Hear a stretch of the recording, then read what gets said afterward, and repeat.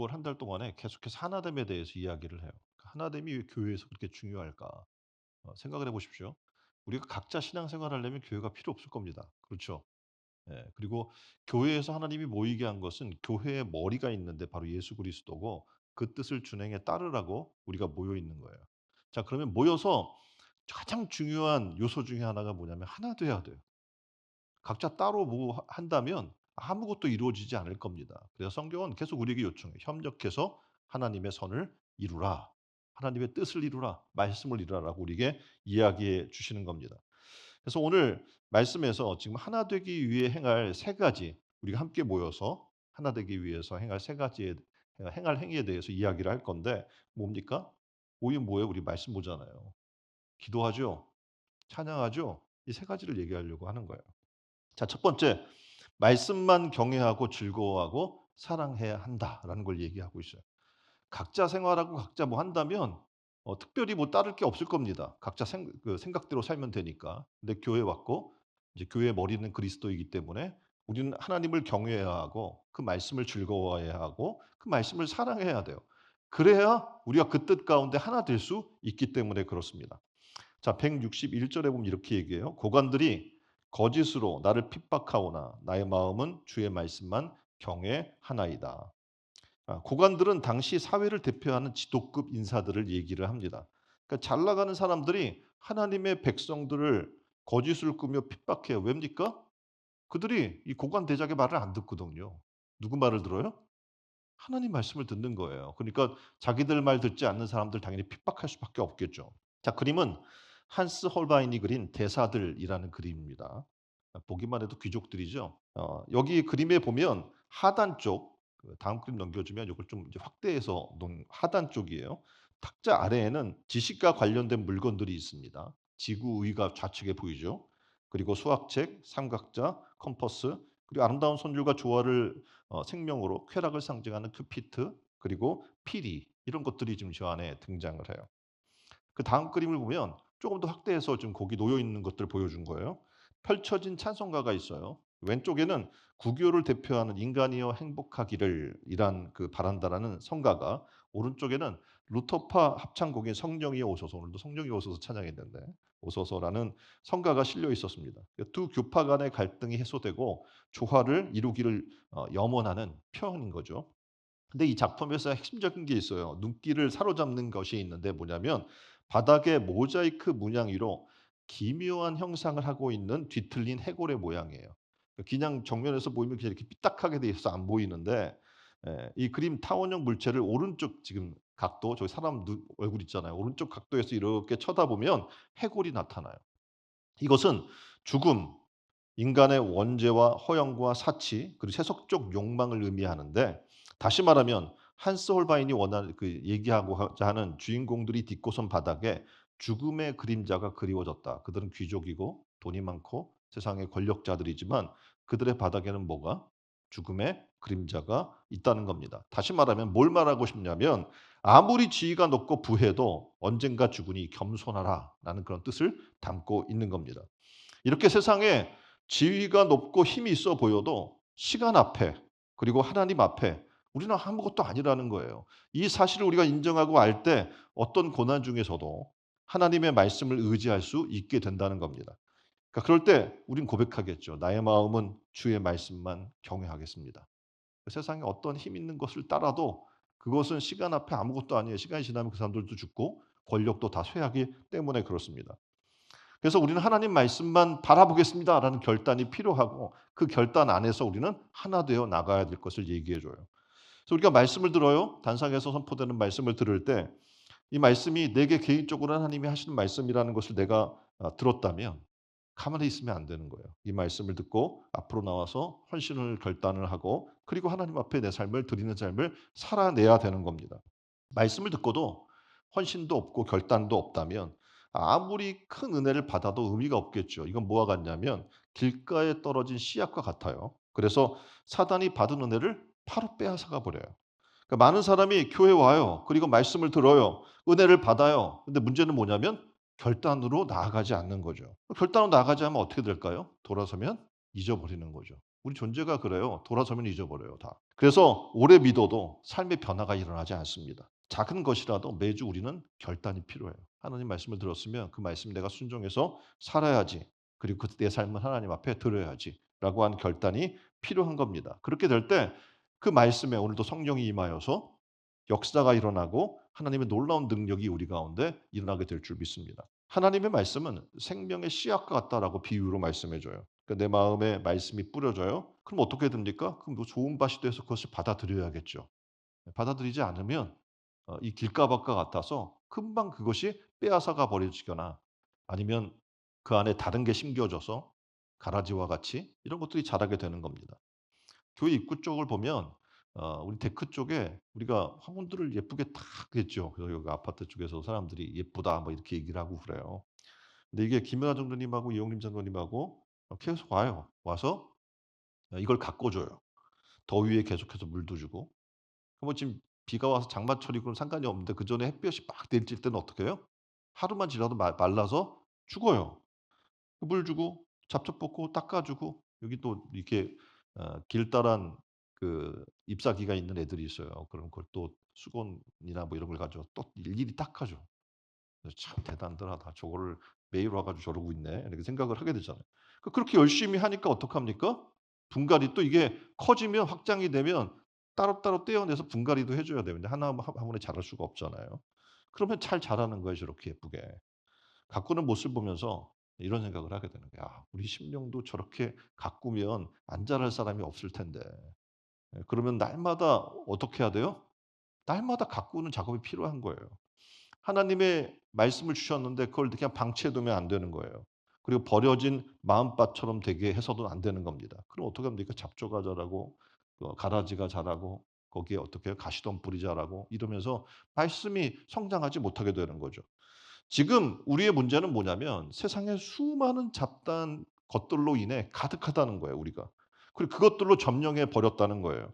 하나님의 말씀이 우리 안에 뿌리 내리지 못하고 수많은 세상 염려, 근심, 걱정이 우리를 가로막고 있다는 겁니다.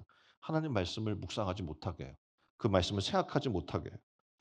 그래서 우리가 지금 지난 수요일부터는 잠언을 묵상합니다. 그래서 이제 우리가 묵상 프로젝트를 진행을 하면서 첫 번째 책으로 우리가 잠언을 선택을 하고 하나님의 지혜를 받기를 소망하는 마음으로 해요. 하나님의 지혜를 갈망하지 않으면 우리는 어리석어질 수밖에 없어요. 그래서 지혜를 사모하는 자리에 나오십시오. 그리고 하나님의 지혜를 얻는 여러분 되기를 주님의 이름으로 축원드립니다. 162 절에는 이렇게 이야기해요. 사람이 많은 탈취물을 얻은 것처럼 나는 주의 말씀을 즐거워하나이다. 그러니까 사람들이 당시에는 전쟁을 해요. 그래서 남의 것을 빼앗아 와요. 그럼 좋아하는 거예요.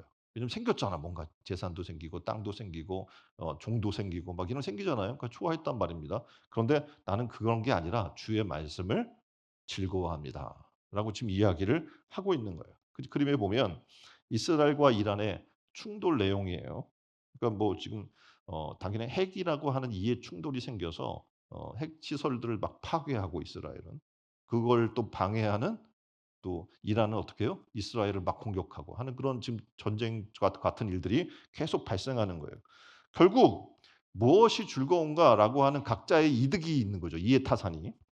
러시아와 우크라이나 똑같아요. 러시아는 땅을 차지하고 싶고 우크라이나는 뺏기면 안 되겠고라고 하는 그런 게 있잖아요. 그런 걸로 지금 수많은 전쟁이 일어나요.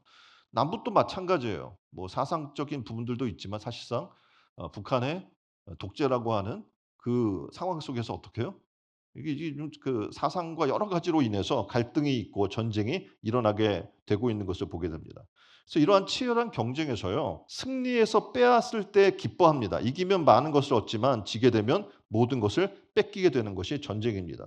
그러니까 사람들은 더 많은 것을 가지려고 전쟁을 해요. 욕심 때문에 지금도 전쟁이 일어나고 있는 겁니다. 그래서 우크라이나는 미국에게 히토리 50% 그러니까 3 년치 전쟁에 투자한 게 있잖아요. 그래서 청구서를 미국이 냈어요. 그래서 그걸 광물 협정을 합의를 하게 됩니다. 그러니까 누구는 그걸 통해서 이득을 얻은 거죠. 그래서 이렇게 탈취물을 나눌 때 기쁨에는 그 어떻게 보면 이긴 자는 기쁨이 있겠지만 빼앗긴 자는 거기에 피눈물이 일어나게 되는 겁니다.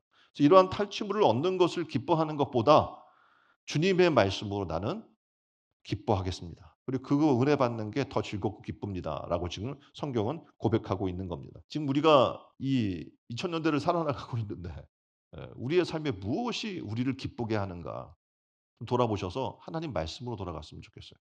그 말씀으로 돌아가서 말씀이 우리를 기쁘게 하는 사람들이 되면 우리는 자연스럽게 그 말씀으로 하나 되게 될 줄 믿습니다.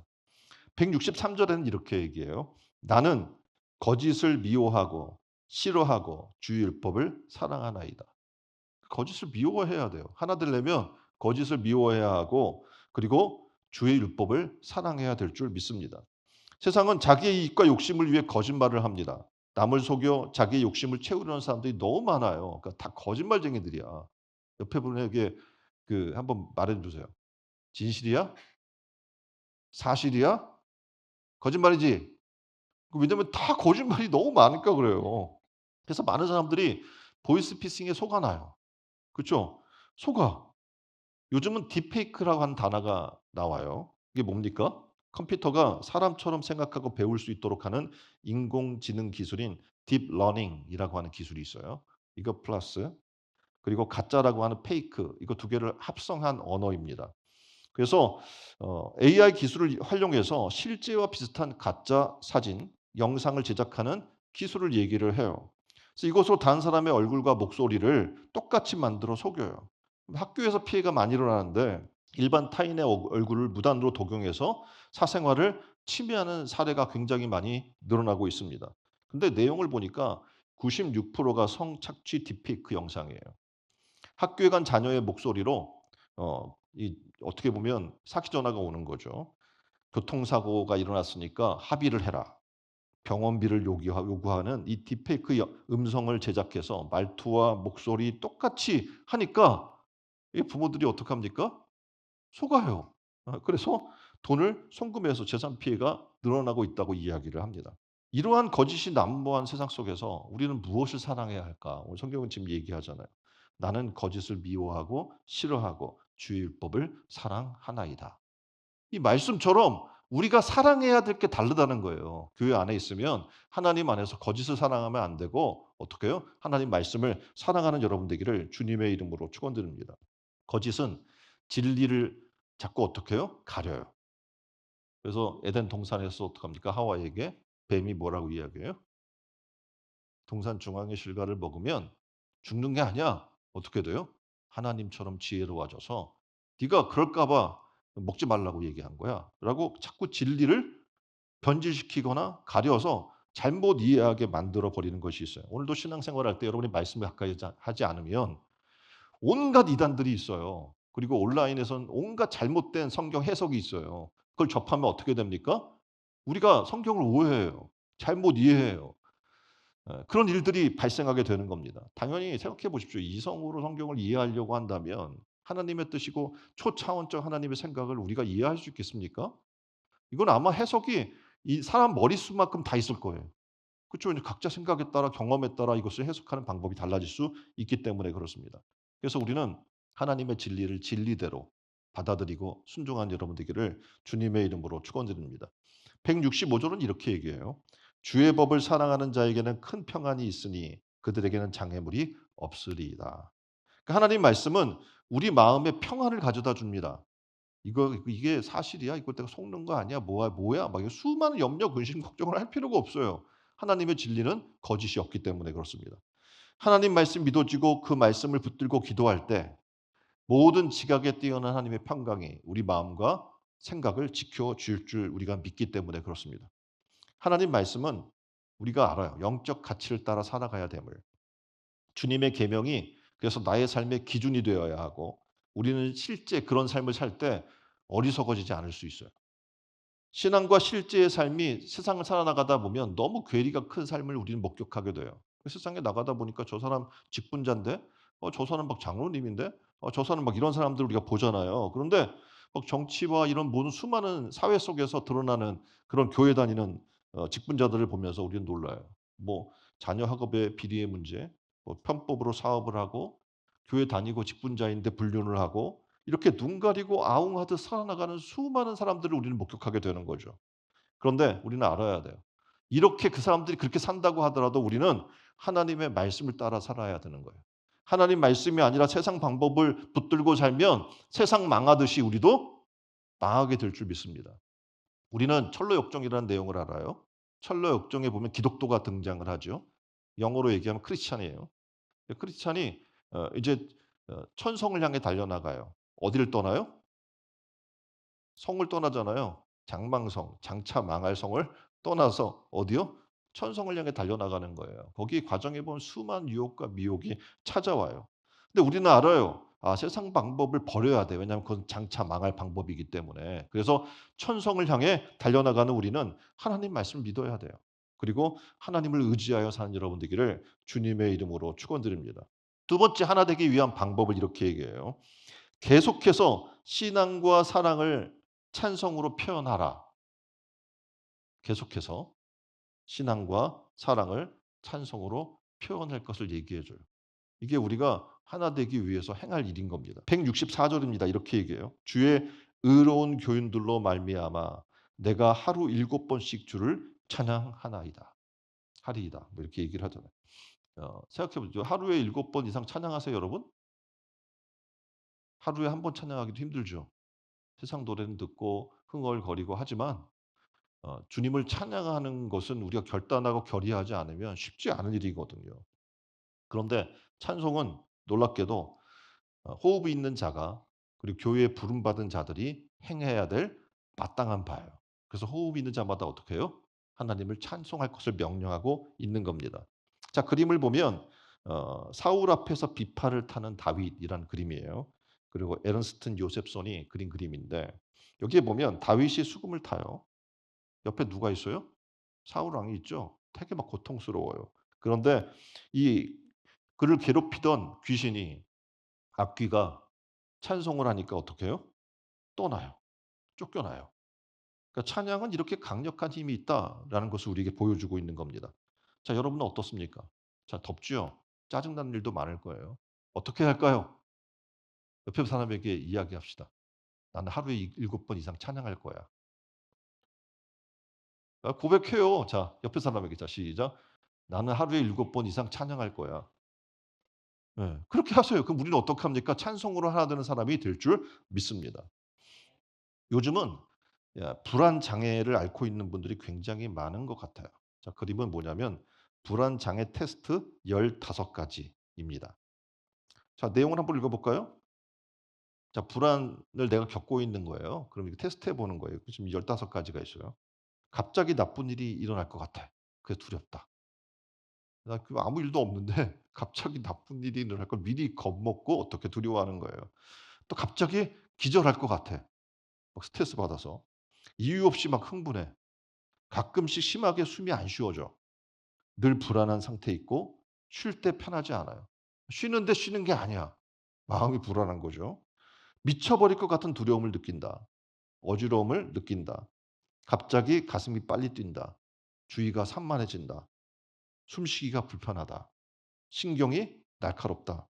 자주 손이 떨린다. 자주 겁을 먹고 무서움을 느낀다. 가끔씩 몸이 저리고 쑤시고 이유 없이 마음이 드는 느낌을 받는다. 어때요? 15 가지 다예요? 예? 마음이 불안해요. 힘이 빠져요. 그러니까 기본적으로 불안 장애와 이게 발전하면 공황 장애 이렇게 가게 되는데 어 이제 기본적 시작이 그렇게 해요. 마음이 불안한 것으로부터 시작이 돼요.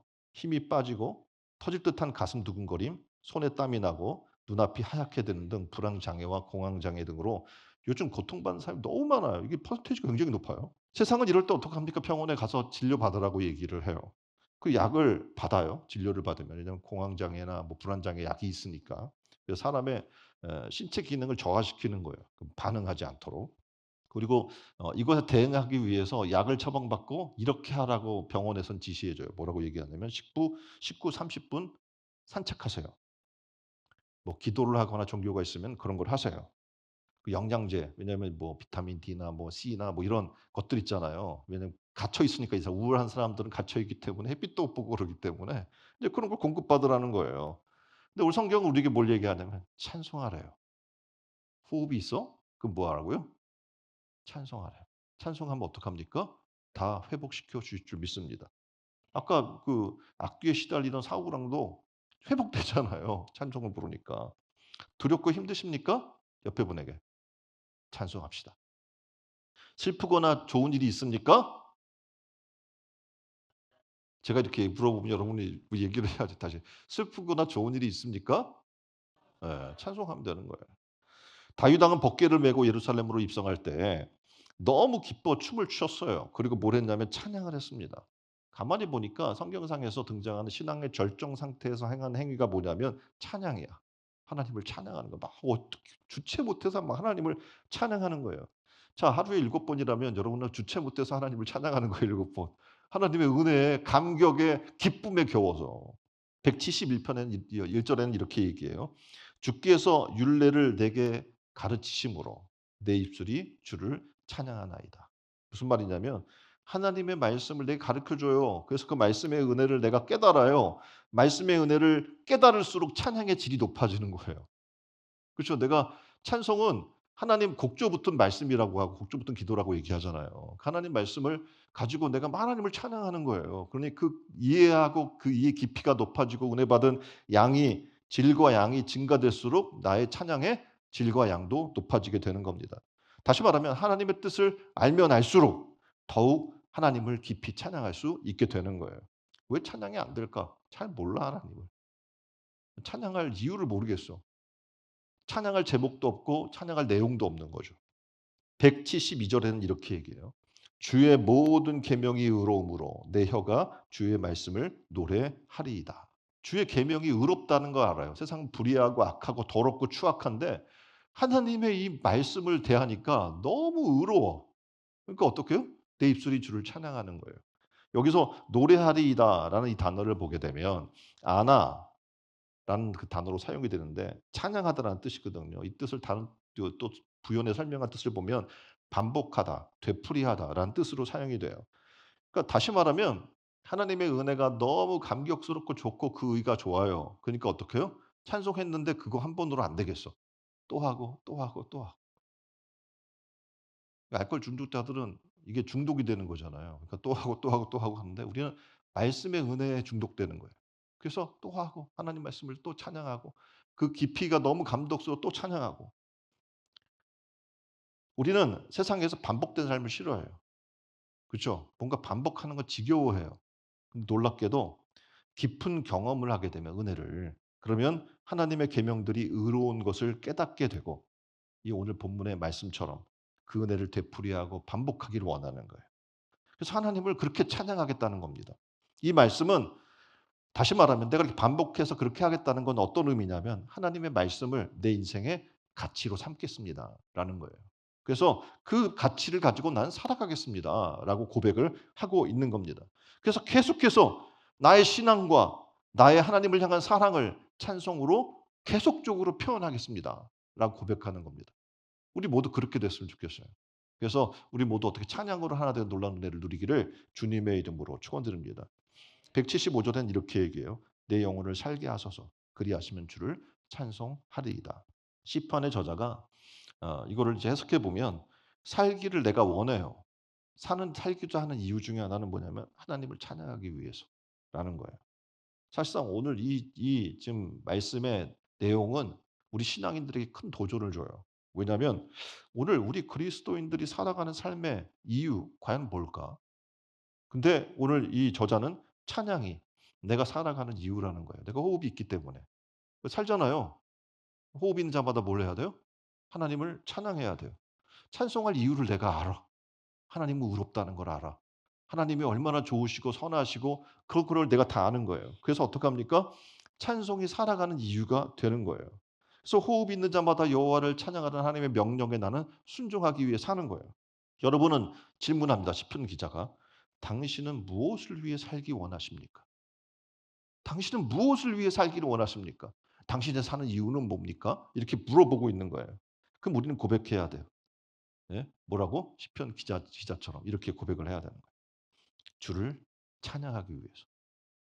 내 삶이 주를 찬양하기 위해 존재하는 거예요. 호흡이 있으니까 주를 찬양하는. 세상 사람은 얘기해요. 죽지 못해서 살아. 예, 호흡이 붙어 있어서. 근데 우리는 호흡이 붙어 있기 때문에 뭐래요? 주를 찬양할 이유가 있는 겁니다. 오늘 우리는 이런 찬양을 통해 하나님을 영광 돌리기를 주님의 이름으로 축원드립니다. 그래서 오늘 오후 예배는 우리 찬양이라는 주제를 가지고 하나님 나라라는 이제 어떻게 보면 테마를 가졌는데 그 찬양 예배를 우리가 드리게 돼요. 하나님 나라 그리고 하나님이 우리에게 부어 주시고자 하늘나라를 깨닫게 하기 위해 보내신 예수 그리스도 그분의 은혜들을 우리가 좀 찬양할 거거든요. 예? 그래서 등불로 오신 예수 그리스도. 그래서 오늘도 우리는 등불로 살아야 될 삶. 이것에 대해서 우리가 함께 얘기하려고 해요. 그럼 그걸 깨달았어요. 그럼 찬양해야죠. 하나님을. 그렇죠. 찬송할 이유가 있는 거예요. 내게 그런 깨달음을 주시고 은혜를 주시고 내 삶을 어떻게 살아야 될지를 알기 때문에 찬양하는 거예요. 또 하나 되기 위해 마지막 세 번째는 뭘 하래요? 기도. 예. 말씀, 찬양, 기도. 그 어떻게 보면 신앙생활의 가장 기본적인 요소들이죠. 근데 이것이 있어야 어떡합니까? 우린 그리스도 안에서 하나 되는 은혜가 있는 줄 믿습니다. 169 절에 이렇게 얘기해요. 여호와여 나의 부르짖음이 주의 앞에 이르게 하시고 주의 말씀대로 나를 깨닫게 하소서. 기도하고 있는 거예요. 기도의 내용이죠. 나의 부르짖음이 주 앞에 이르기를 원한다고. 지금 시편 저자는 기도를 하고 있어요. 우리 인생은 기도하지 않으면 헤쳐나갈 수가 없어요. 그만큼 세상은 어렵고 힘듭니다. 기도할 때 우리는 주님의 뜻을 깨닫게 돼요. '아 내가 왜 지금 이 어려운 가운데 있는가? 내가 왜 지금 이 상황이 있는가?' 이거를 하나님이 깨닫게 해요. '내가 너와 함께 할 거야. 너는 혼자가 아니야. 하나님이 너와 함께 하셔.' 이런 수많은 것들을 깨닫게 되는 거예요. 기도할 때 우리는 하나님이 함께 하심을 알아요. 기도할 때 도우시는 하나님을 깨닫게 돼요. 근데 기도하지 않으면 어떻게 될까요? 내 생각이 앞서요. 그러다 보니까 하나님 뜻 대신에 염려와 근심과 걱정에 휘말리게 되는 거예요. 기도하지 않으면 지금 내 상황이 원망스러워요. 그래서 원망과 불평이 나를 사로잡고 그리고 좌절과 절망에 빠지게 되는 거예요. 이게 시나리오예요. 그래서 우리는 어떻게 해야 합니까? 기도해야 돼요. 기도하면 모든 지각에 뛰어난 하나님의 평강이 우리 마음과 생각을 지켜 주십니다. 아멘. 예. 그래요. 평안과 감사가 내 마음에 임하고 소망이 생길 줄 믿습니다. 기도는 하나님 아버지께 내 상황을 아뢰는 거예요. 그리고 하나님의 약속을 고백하는 거예요. 하나님, 그렇잖아요. 아까도 얘기했잖아요. 어, 모든 염려를 다 주께 맡겨 드립니다. 예, 하나님이 어떻게 해요? 가장 지각에 뛰어난 하나님의 평강으로 나의 마음과 생각을 지켜 주옵소서. 성경에서 말씀한 하나님의 것들을 그대로 이야기하는 거예요. 내가 뭐 말을 유창하게 할 필요 없어요. 그냥 말씀을 그대로 고백하면 되는 거예요. 그럴 때 어떡합니까? 하나님께서 함께 하셔요. 자, 믿음으로 기도한다는 것은 하나님의 주권을 인정하고 내가 원하는 대로가 아닌 하나님의 원하는 방식, 하나님이 원하는 시간에 역사하시도록 전적으로 내어 맡기는 거예요. 기도란. 그쵸. 그게 믿음의 기도인 거예요. 그래서 결국 믿음의 기도라는 것은 관점의 전환을 통해서 일어나게 되는 거예요. 옆에 분에게 한번 얘기해 볼까요? "이봐 해 봤어?" 누구의 얘기냐면 지금 그림에 보면 여러분이 알고 있는 것처럼 이 정전 회장이 평소에 어려운 일들을 앞에 놓고 주저하는 회사 간부들을 지책할 때 주로 사용하던 그런 말입니다. 그러니까 모두가 "말도 안 돼. 그 불가능합니다." 하는 일도 정주현 회장이 바라보는 관점에서는 가능한 거예요. "해 보지도 않고 왜 안 된다고 해?" 뭐 이런 얘기인 거죠. 그래서 우리 행동은 어떻게 그 세상을 바라보고 생각하느냐에 따라서 전혀 다른 결과를 가져올 수 있음을 얘기해 주는 거죠. 그래서 나 중심에서 우리 신앙인들 같은 경우에는 나 중심에서 하나님 관점으로 옮겨가야 되는 거예요. 그러기 위해서 뭐가 필요해요? 기도가 필요해요. 옆에 사람에게 얘기해 줍시다. "이봐, 기도해 봤어?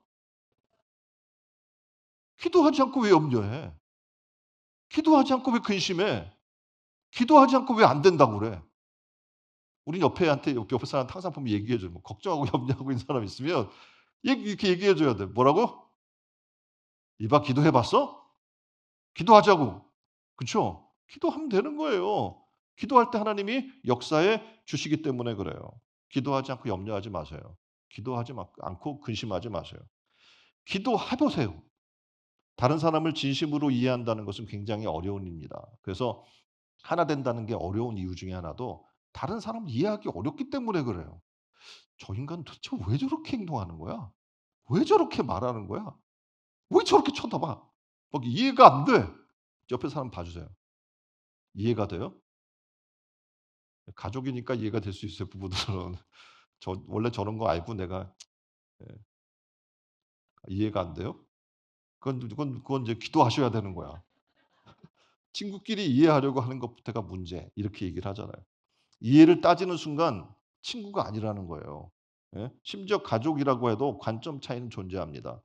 근데 사랑하는 사람끼리, 친구끼리, 가족끼리는 큰 정말 이거 찐이라고 앞에 붙는 친구들 그런 사람들은 절대 어떻게 불협화음이 있을 수 없어요. 그 이유는 관점의 차이를 이해하고 인정하려고 노력하는 사람들이기 때문에 그래요. 관점의 차를 이해하고 인정하는 것은 우리는 관용이라고 표현을 합니다. 그래서 받아들일 능력이 큰 거예요. 그래서 사람들이 이 상대방을 이해하기 위해서 상대방을 분석하기 시작합니다. 대표적인 게 뭐냐면 MBTI라는 거예요. 근데 MBTI는 사람들의 성격적 특성을 바탕으로 조직 내에서 어떻게 조화를 만들어 낼 수 있을까를 고민하기 위해서 활용된 도구였습니다. 지금 그림에 보면 MBTI 성향 분석 있잖아요. 외향형, 감각형, 사고형, 판단형, 내향형, 직관형, 감정형, 인식형. 아마 이걸로 통해서 다 뭐 이렇게 그 자기 성향이 드러날 거예요. 근데 그게 100% 맞지는 않아. 그쵸? 모르죠, 이게 뭔지. 예.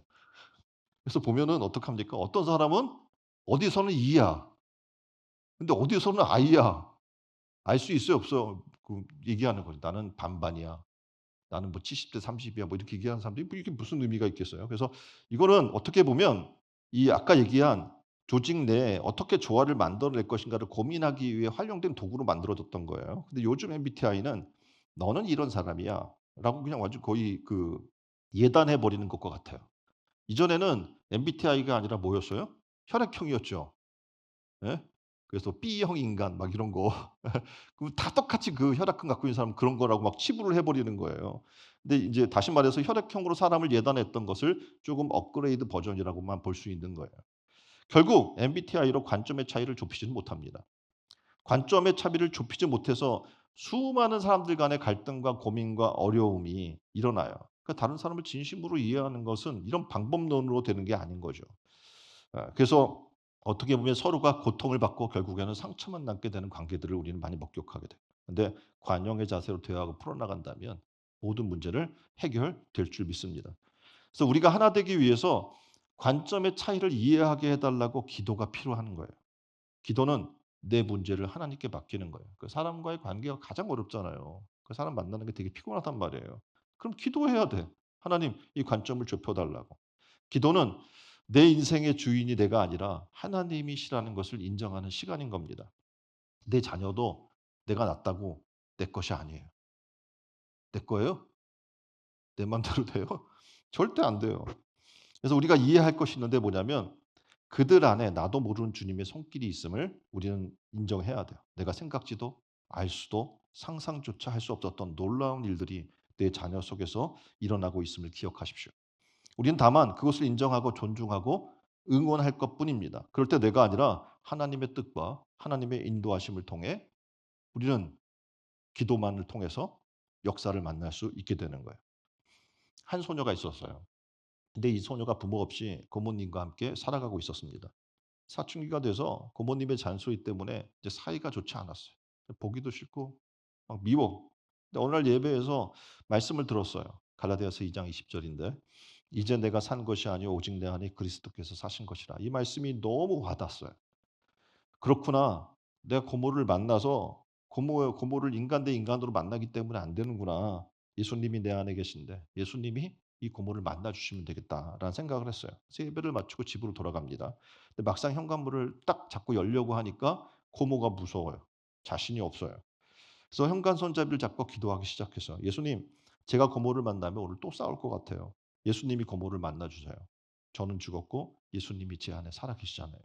그렇게 기도하고 문을 열고 들어서자마자 아니나 다를까 고모가 어 눈에 불을 켜고 쳐다보면서 화를 내요. "너 교회 갔었지?" 하고 막 무섭게 막 야단을 치기 시작하는 거예요. 근데 정말 이상한 일이 벌어졌어요. 뭐냐면 이 소녀가 변한 거예요. 그녀의 눈에 야단치는 고모의 무서운 얼굴이 안 보여요. 어느새 주름이 지고 흰 머리가 난 늙은 고모의 모습이 들어옵니다. 조카 때문에 결혼도 못하고 쓸쓸히 늙어가는 여인 고모의 모습이 보인 거예요. 너무 마음이 아팠어요. 그리고 고모를 와락 끌어안습니다. 그리고 이렇게 고백해요. "고모, 얼굴이 왜 이렇게 주름이 많아요? 언제 이렇게 흰머리가 났어요? 고모 우리 때문에 이렇게 늙어버렸군요." 어린 조카가 자신을 끌어안고 펑펑 울기 시작하자 고모의 마음에도 갑자기 뜨거움이 몰려왔어요. 그리고 둘이 껴안고 울기 시작합니다. 예수님께서 고모를 만나 주셨어요. 그 이후에 고모 역시 예수님을 영접하고 교회에 나오기 시작합니다. 기도하는 사람은요, 자신의 연약함을 봐요. 내가 할 수 있는 게 아니에요. 내가 가면 싸울 수밖에 없어요. 자신의 부족함과 죄인됨을 깨닫습니다. 그리고 인생의 주인인 하나님을 믿게 되는 겁니다. 그리고 그분을 의지하고 염려를 내려놓게 되는 거예요. 이것이 기도하는 사람의 모습입니다. 내가 주의 법도를 택하였다고 얘기를 하고 있어요.